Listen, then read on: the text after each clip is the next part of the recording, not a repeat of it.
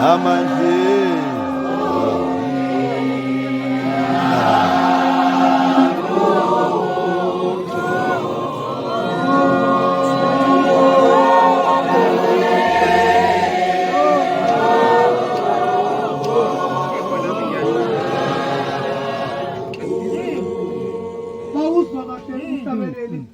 phezu kwekhala kaDlamini uthi veza njengoba veza amandla akho ukubahlenga abantu bakho ngone sifisa uma singekhona nje la sokhuza konke konke okumbi nje ofisa ukwenzeka sothi inkosi hlenga abantu bakho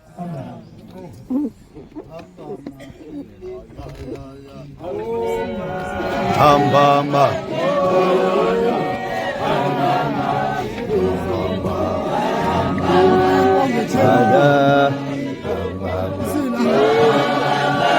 Amen.